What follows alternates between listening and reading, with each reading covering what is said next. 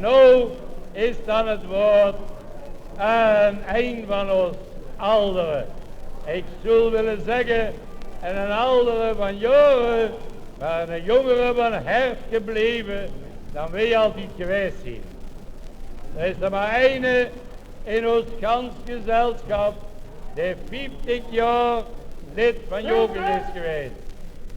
En de ene, die heet, zoals het tenminste zegt, 55 jaar geleden, wie het 5x11 jaar bestaan gevierd wordt, een versje gehuurd en dat versje zal hij willen opzeggen.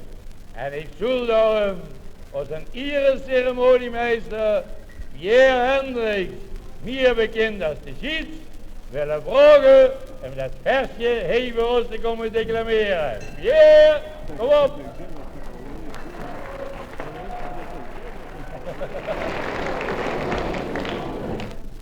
Ja, hier sta ik dan.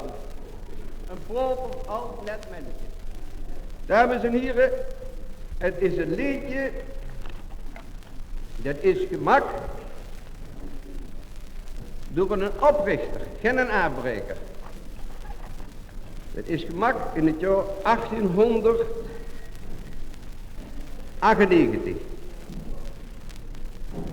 En dat gaat zo. Als ik nog een beetje pruts, dan moet je niet zeggen, ik kan het niet. Want dan heb ik het gedaan zonder dat ik het zelf weet. Och, wat is het lang geleden. Dit is nu 55 jaar. Dat voor het eerst deze bonte kleuren brengt u op mijn krullend haar. Ja, mijn haar is grijs geworden. Maar ging die nou ook naar de maan? Jopus is gebleven. Dat is al niet vergaan.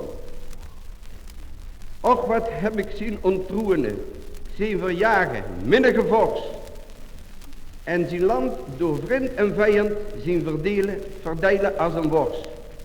En nog zinnig minnig lijntje troenen. Steekt de troenen nog zo op het kindje.